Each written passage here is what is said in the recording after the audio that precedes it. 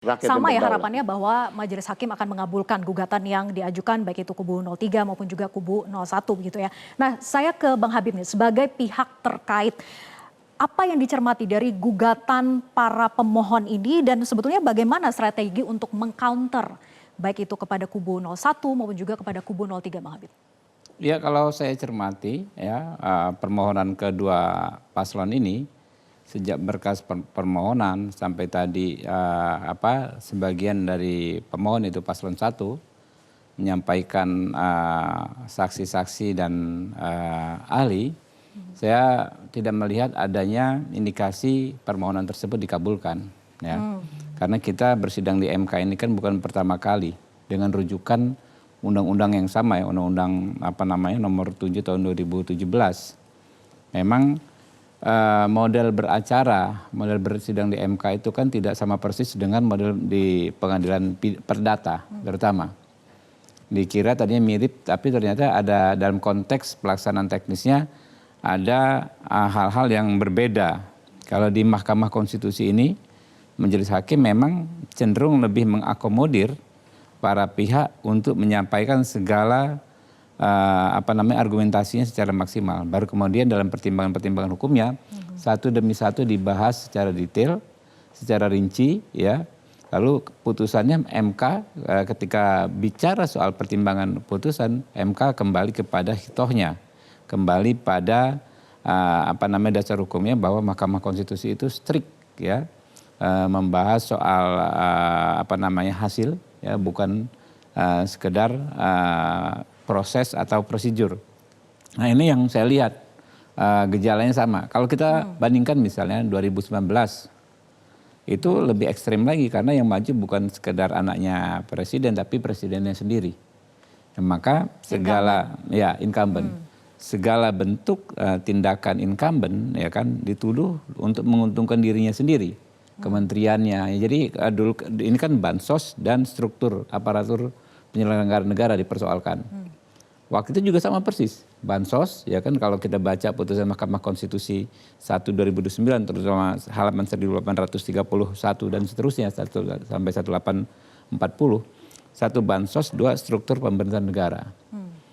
Soal bansos juga didalilkan waktu itu ya, bagaimana bahkan waktu itu lebih ekstrim ya, karena yang launchingnya presidennya sendiri yang punya kepentingan sendiri, bukan anaknya atau orang yang dia endorse, dia langsung.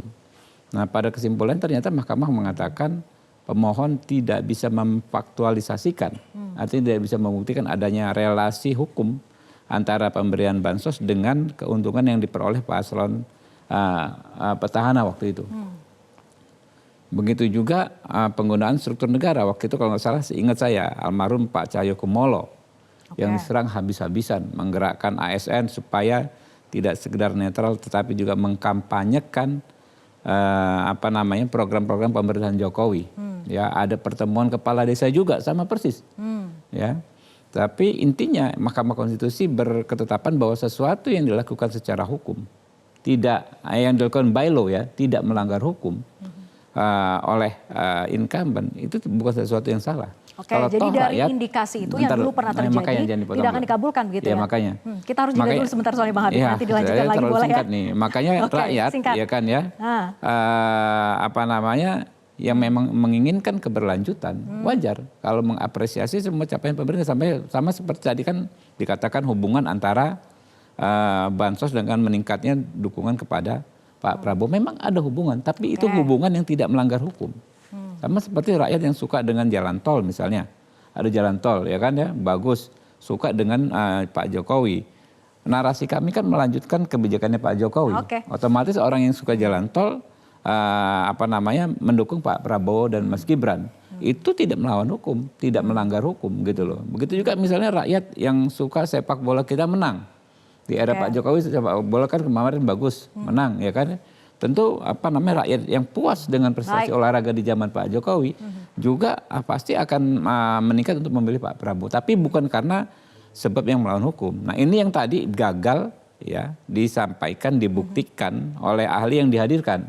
bahwa sebab dan akibat itu kan mesti mutlak. Ahli kita ya belum kan? muncul, bagaimana Anda bisa Bukan, bilang gagal? tadi yang disampaikan tadi ya. Oke. Ya tadi ya. Kita boleh break dulu ya, Bang Habib. Nanti kita akan lanjutkan usai jeda. Sekaligus saya juga akan menanyakan kepada Bang Firman gitu ya, dari perspektif politik, apakah sebetulnya proses gugatan di Mahkamah Konstitusi ini hanya untuk memperoleh kemenangan ataukah justru memperjuangkan kebenaran? Tapi dijawab nanti usai jeda, tetap bersama kami ahli ekonomi di tadi, Pak. Panggung Demokrasi. Diulang, terus jagoannya kalah, apa minta diulang lagi? Apakah minta diulang sampai menang? Itu. Ya, sekali lagi, kalau ada yang kurang berkenan, silakan melalui jalur-jalur yang sudah ada, ya, kan sudah ada mekanismenya sendiri-sendiri. Jelajahi cara baru mendapatkan informasi. Download Metro TV Extend sekarang.